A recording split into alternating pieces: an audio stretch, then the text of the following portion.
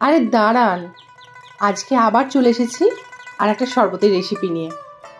আজকে যেটা করব সেটা হলো ম্যাঙ্গো লস্যি, পাকা আমের লস্যি।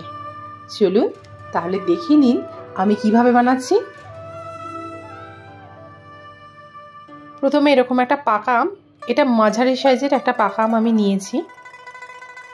পাকা আমের খোসাটাকে ছাড়িয়ে নিচ্ছি, নিয়ে আমি কুচি কুচি করে কেটে নেব এবং একটা মিক্সিং জারে এই আমের পিসগুলো আমি দিয়ে দিলাম। এরপর আমি নিলাম খড়ে পাতা টক দই। আপনারা চাইলে মিষ্টি দই ব্যবহার করতে পারেন বা দোকানের কেনা আমুল যে দই হয় সেই দইও ব্যবহার করতে পারেন ইফ ইউ ওয়ান্ট। সাথে নিলাম হাফ চামচ সাধারণ নুন, খাবার নুন যেটা। সাথে যেহেতু টক দই ছিল আমি এখানে 4 চামচ মতো চিনি নিচ্ছি। যদি মিষ্টি দই ব্যবহার করেন তাহলে অবশ্যই ভেবেচিন্তে চিনি দেবেন। এর সাথে নিলাম কাজু, কিছু আমন্ড, সাথে 2 এলাচ। এরপর আমি হাফ কাপ জল অ্যাড করে নিচ্ছি, দিয়ে মিশ্রণটা পেস্ট করে নিলাম। এই পেস্টের মধ্যে আমি দিয়ে দিলাম কিছুটা বিট নুন আর গন্ধরাজ লেবুর এরকম ছিলকা। অবশ্যই সাদা অংশটা নয়, জাস্ট সবুজ অংশটা হালকা করে ছিলে দিতে হবে।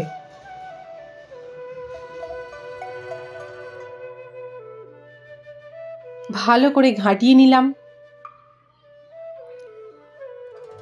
এরপর কিছু বাদাম কুচি নিয়েছি, যেমন ক্যাশিউ, কাজু বাদাম, তারপর আমন্ড, তার সাথে নিয়েছি ওয়ালনাট কুচি আর ওই গন্ধরাজ লেবুর উপরের একটু সবুজ ছিলকা। এরপর পরিবেশনের জন্য গ্লাসে ঢেলে নিন।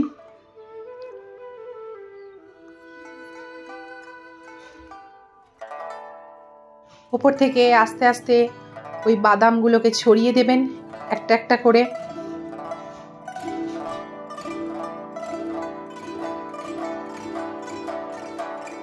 সাথে নিলাম ওই গন্ধরাজ লেবুর ছিলকা উপর থেকে।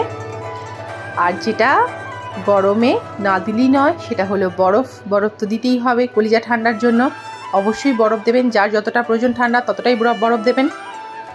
করে দেখবেন বাড়ির লোক পুরো আপনার উপর ফিদা হয়ে যাবে। দেখুন যেমন আমার শাশুড়ি মা হয়ে গেছে। হেভি ভালো হয়েছে। হেভি হয়েছে? হেভি হয়েছে। দেখি বর কি বলে। দারুণ হয়েছে।